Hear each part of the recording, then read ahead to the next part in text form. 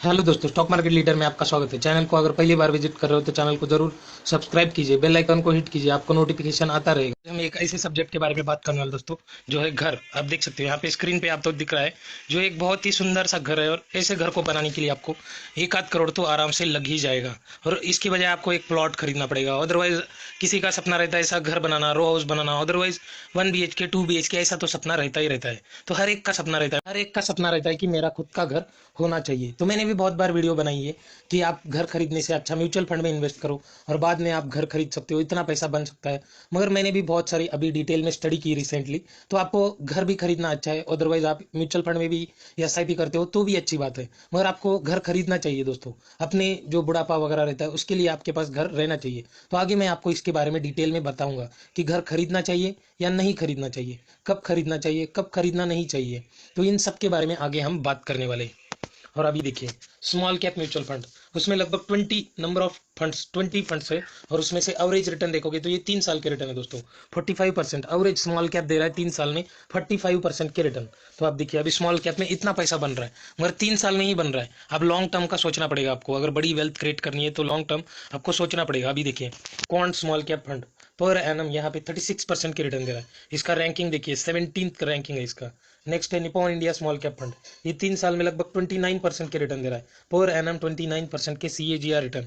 और इसका रैंकिंग देखिए, 1 नंबर का रैंकिंग है इसका। अभी यहाँ पे देखिए, इसका रैंकिंग 1 नंबर का रैंकिंग है दोस्तों, Nippon India small cap fund. और इसके रिटर्न देखिए, 29% रिटर्न। मगर ये लॉन्ग टर्म में भी लगभग 25% के CAGR रिटर्न दे रहा है दोस्तों। 10 साल में लगभग 25% के CAGR रिटर्न दे रहा है। ये सबसे बढ़िया परफॉर्मेंस दिखा रहा है स्मॉल कैप में। और मगर देखिए, Nippon India small cap fund सबसे बढ़िया रिटर्न दे रहा है दोस्तों। पिछले 3 साल में लगभग 52% के रिटर्न दिख रहे हैं आपको। ये लाइव है दोस्तों अभी।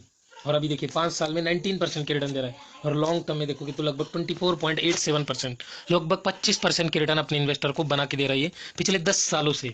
तो ये सबसे बढ़िया फंड है और इसी को कैलकुलेट करें। उन्होंने इतना सारे सेक्टर पकड़े। ऑदर्स में 17.9%, कैपिटल गुड में 17.1%, फाइनेंशियल में 13%, केमिकल में 10.8%, कंज्यूमर में 8.2%, कंस्ट्रक्शन में 7.8%, टेक्नोलॉजी सर्विसेज, ऑटोमोबाइल और हेल्थ केयर, इन सभी सेक्टर में इन्होंने पैसा लगाया। और आप देख सकते हैं यहाँ पे इन्होंने लगभग 160 स्टॉक्स पकड़े दोस्तों।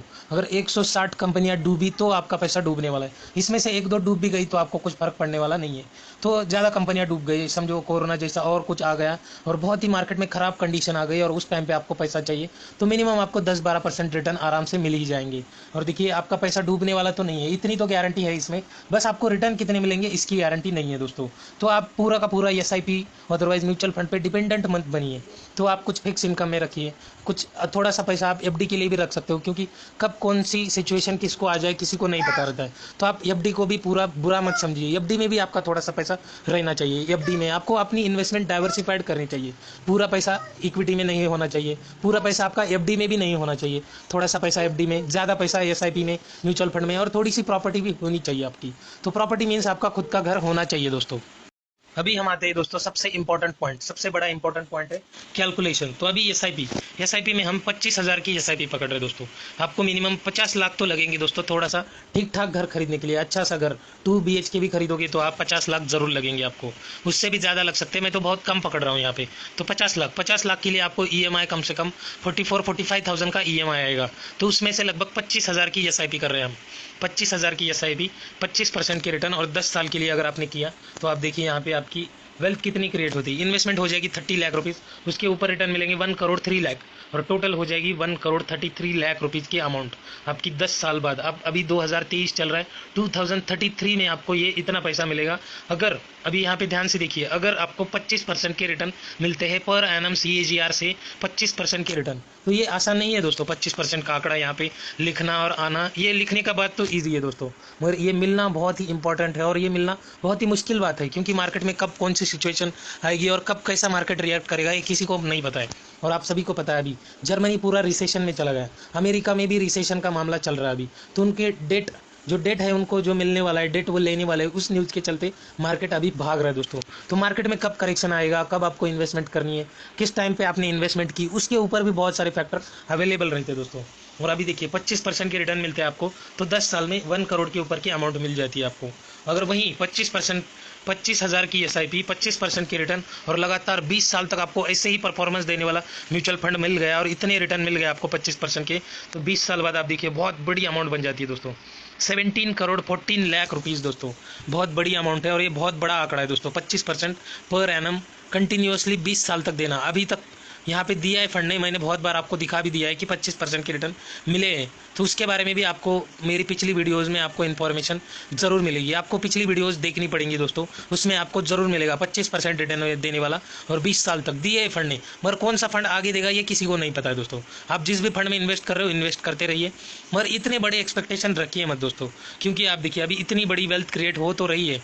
अभी 25,000 का पकड़ा है हमने दोस्तों, आप ज़्यादा भी कर सकते हो, अदरवाइज कम भी कर सकते हो, कभी लमसम भी लगा सकते हो मार्केट गिरने के बाद। और अभी देखिए यहाँ पे हमने SIP में तो देख लिया कि 1 करोड़ से 17 करोड़ की अमाउंट बन सकती है 10 या 20 साल में। अगर आप 20 साल तक करते रहोगे तो आपको लगभग 17 करोड़ की मिलेगी, मगर 25% के रिटर्न मिलने चाहिए। तो अभी देखिए अगर इतना ही पता रहता सबको कि 25% रिटर्न मिलने वाला है, तो सभी लोग पर्सनल लोन लेके ये लेके वो लेके सभी लोग मार्केट में आ जाते दोस्तों। तो इसकी कोई गारंटी नहीं है। तो अभी आते थोड़ा सा हम होम लोन पे। 50 लाख का होम लोन, 20% का 20 साल का टीन्योर रखा है और 9% का इंटरेस्ट रेट। तो यहाँ पे फ्लक्चुएट होता रहता है, इंटरेस्ट रेट बढ़ गया है तो थोड़ा सा आपका यहाँ पे EMI भी बढ़ सकता है और कम हो गया तो EMI कम भी हो सकता है। तो मार्केट की फ्लक्चुएशन के ऊपर ये रहता है। और आपको होम लोन लोगे तो आपको यहाँ पे थोड़ा सा टैक्स में बेनिफिट मिलता है और थोड़ा सा आपका पैसा बच ही जाता है दोस्तों। होम लोन लोगे तो यहाँ पे टैक्स बेनिफिट मिलता है, आपका रेंट बच जाता है। एक तो घर लेने के बाद आपका रेंट बचने ही वाला है और वो बच जाता है आपका। तो उसके ऊपर भी आपको सोचना है दोस्तों कि अभी मैं ये थोड़ा सा इंपॉर्टेंट चीज़ बताने वाला हूँ आगे आपको कि अभी देखिए 44 लगभग 45,000 का EMI आ रहा है दोस्तों और यहाँ पे आपका इंटरेस्ट जा रहा है लगभग 57 लाख रुपीज़ दोस्तों, 57,96,000 रुपीज़। 50 लाख का घर खरीदा आपने, 50 लाख डबल आपका ये जा रहा है दोस्तों, इंटरेस्ट जा रहा है, टोटल डबल अमाउंट हो रही है। 50 लाख का घर 20 साल बाद आपको 1 करोड़ पे मिलने वाला है दोस्तों। 1 करोड़ आपका जाएगा तब जाके वो घर आपका क्लियर हो जाएगा। मगर यहाँ पे एक इम्पॉर्टेंट बात आपको मैं अभी बताने वाला हूँ, वो थोड़ा सा ध्यान देके सुनिए दोस्तों। अभी आपका घर हो गया दोस्तों, आपने शानदार घर बना लिया, ये घर आपकी बुढ़ापे का सहारा भी बन सकता है दोस्तों। ये भी सोचना है आपको कि अगर आपने म्यूचुअल फंड में इन्वेस्ट किया, इतने रिटर्न मिले तो इतनी अमाउंट मिलने वाली है 20 साल बाद। अगर वो रिटर्न नहीं मिले आपको, यहाँ पे देखिए अभी एक थोड़ा सा कैलकुलेशन दिखाया मैंने, अपने 25,000 की SIP की 12% का इंटरेस्ट रेट मिला दोस्तों। डायरेक्टली आधा कर दिया मैंने, क्योंकि वर्स्ट से वर्स्ट कंडीशन पकड़ के आपको चलना है।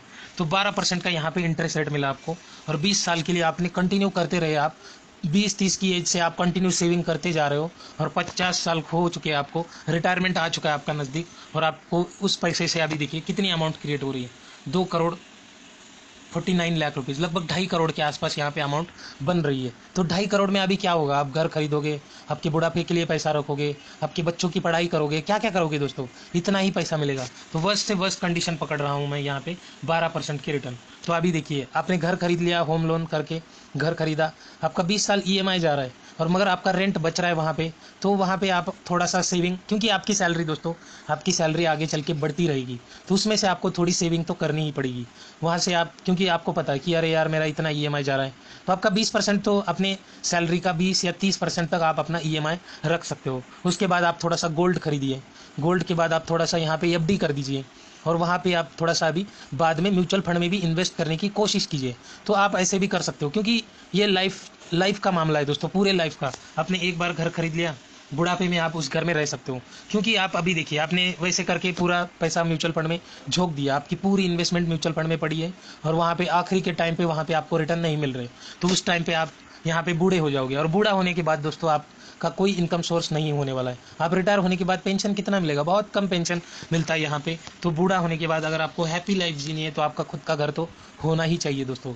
तो घर खरीदना एक इंपॉर्टेंट बात है, तो घर ज़रूर खरीदिए, आपकी एक प्रॉपर्टी बनाइए, मगर एक घर खरीदिए, या एक गांव में एक जहाँ पे आप जॉब कर रहे हो वहाँ पे 2 घर खरीद सकते हो आप। मगर मैं घर पे घर खरीदूंगा, रेंट पे चढ़ाऊंगा, रेंट कमाऊंगा, तो उससे अच्छा है आप रेंट की देने बजाय आप म्यूचुअल फंड, गोल्ड, FD इन सभी में इन्वेस्ट कीजिए। FD भी कोई बुरी बात नहीं है दोस्तों, आपको अगर कोई इमरजेंसी पड़ी है और उस टाइम पे आपको पैसा चाहिए तो आप वहाँ पे आपको FD काम आ सकती है दोस्तों। कोई मेडिकल हेल्थ इशू आ गया, कोई दूसरा प्रॉब्लम आ गया, तो वहाँ पे FD काम आ सकती है।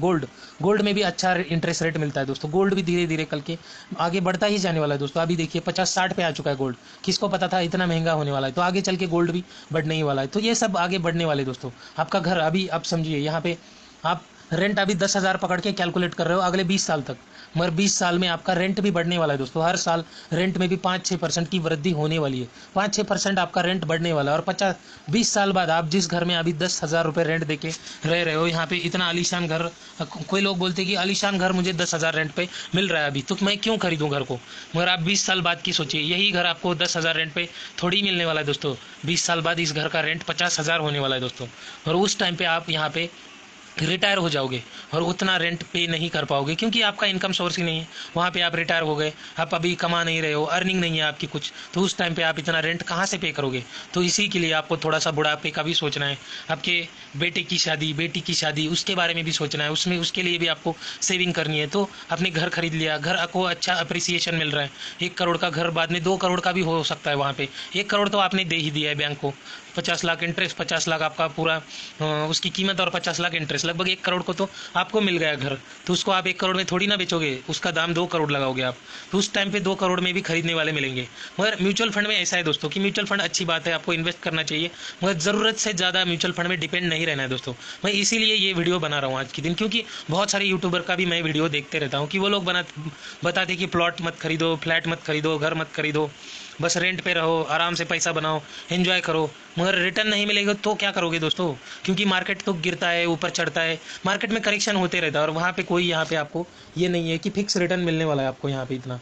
और अगर आप फिक्स रिटर्न वाले में जाओगे तो आपको 5-6% से ज़्यादा रिटर्न मिलने वाला नहीं है। आप कोई लोग हैं जो बच्चों की पढ़ाई के लिए भी यहाँ पे म्यूचुअल फंड में पैसा डालते हैं, तो वो ठीक बात है, वहाँ पे एडजस्टमेंट हो जाता है थोड़ा सा, इधर उधर रिटर्न नहीं बना, थोड़े कम पैसे बने तो इस कॉलेज में नहीं तो उस कॉलेज में एडमिशन तो ज़रूर मिलेगा उसको थोड़े से कम पैसे में भी। मगर फैमिली की बात है दोस्तों ये कि आपका अगर 50 साल के हो गए और आपका घर भी नहीं है अभी तक, और उस टाइम पे आपका म्यूचुअल फंड में भी पैसा नहीं बना, तो उस टाइम पे आपको बहुत दिक्कतें आ सकती है दोस्तों। तो अभी से सभी पहलू पे आपको स्टडी करके बाद में डिसीजन पे आना है दोस्तों। किसी भी एक की वीडियो देख के आप डिसीजन मत लेना यहाँ पे, क्योंकि बहुत सारी चीज़ें जो आपको आगे चल के फेस करनी है। ऐसे एक आध वीडियो यूट्यूब की देख लिया आपने, और बहुत सारे लोग हैं कि बोलते हैं कि मैं बच गया, मैं घर खरीदने ही वाला था, कि आपकी वीडियो देख ली और मैंने यहाँ पे घर खरीदना कैंसिल कर दिया और पूरा पैसा म्यूचुअल फंड में डाल दिया। तो ये सही बात नहीं है दोस्तों, कि यही कमेंट्स देख के मैंने ये वीडियो बनाई है दोस्तों। इस वीडियो को आप अपने फ्रेंड्स में, जहाँ पे हो सकता है आप व्हाट्सएप पे अपने फ्रेंड सर्कल में ज़रूर शेयर कीजिए, और इसके बारे में आप ज़रूर सोचिए। आपको ज़्यादा टेंशन लेने की ज़रूरत नहीं है दोस्तों, अभी टेंशन लिया आपने तो बच जाओगे, 50 साल बाद आप वहाँ पे टेंशन लोगे तो आपको कुछ बेनिफिट मिलने वाला है नहीं दोस्तों। तो इसके बारे में आप ज़रूर सोचिए। आपका एक घर तो अपना अपना एक घर होना ही चाहिए दोस्तों, गाँव में रहने दीजिए, शहर में रहने दीजिए, किधर भी आपका एक घर ज़रूर होना चाहिए। हाँ, एक घर खरीदने के बाद आप दूसरा घर खरीदो मत खरीदो, वहाँ पे आप बाद में गोल्ड में, म्यूचुअल फंड में, एफडी में, कहीं पे भी पैसा लगाओ, मगर आपका खुद का एक घर जरूर होना चाहिए दोस्तों। ये सभी पहलू पे मेरा खुद का तो घर है दोस्तों, मेरा गांव में भी घर है, शहर में भी घर है। मैंने वीडियो भी बनाया था इसके बारे में भी कि घर नहीं खरीदना चाहिए, मगर मैंने भी थोड़ा सा स्टडी किया और बाद में पता चला कि आप अपना खुद का घर होना ही चाहिए। रेंट के घर में बहुत सारी दिक्कतें भी रहती है दोस्तों, तो उनके बारे में भी मैंने सब कुछ स्टडी करने के बाद ये वीडियो बनाया। तो इसके बारे में आप ज़रूर सोचिए। अगर ये वीडियो अच्छी लगी तो वीडियो को लाइक एंड शेयर जरूर करना, चैनल को सब्सक्राइब करना मत भूलना।